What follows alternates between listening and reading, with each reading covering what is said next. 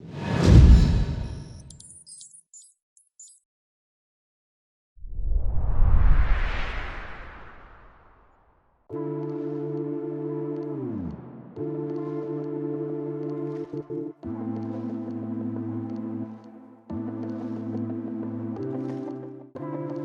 is the chainsaw from Titan. It's a 2000 watt corded chainsaw.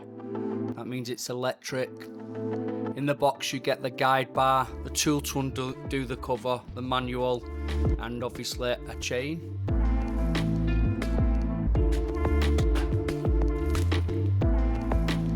To take the cover off, you just undo the screw.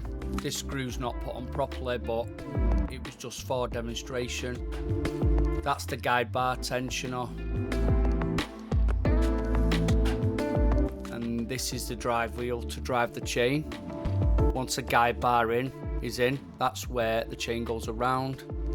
An example of the guide bar going in, underneath you can see the tensioner screw there that has to go in that hole once it's over the main screw. On the guide bar now there's a picture of the chain. The link has to match so it's going the right way.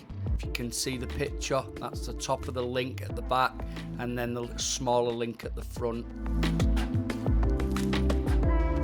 Make sure the chain goes inside the slot that goes around the guide bar, keeps the chain in place. Once it's on, just give it a back and forth pull and make sure that it's free to spin. Putting it onto the chainsaw now, make sure that the chain links go inside the drive wheel and make sure that the guide bar tensioner is in place. Put the cover back on. Make sure it clips in properly and then put the screw on and tighten it. You do get a tool for this, but I've mislaid the tool so can't use it. Inside there is the guide bar tensioner. It's just a screw. So once your cover is back on, that's what keeps the chain on. And then you tighten the guide bar tensioner. That pulls the guide bar out, therefore tensioning the chain around the drive wheel. That means it can't come off. On your first couple of times of use, every so many cuts you have to stop and tighten it again because the chain will lose tension on its own just by expansion with it being a new chain. So you have to make sure that you do keep it tight. Always make sure it's unplugged obviously before you do anything like this. This is the oil. You can use any chainsaw oil, it doesn't really matter, it's just to keep the chain from wearing out quickly. As you're pouring it in, you can check the fill window there, gives you an idea of where the oil is and how much is in. Just keep an eye on it as you're using it, make sure you keep it topped up, and that's basically it. That's the chainsaw working.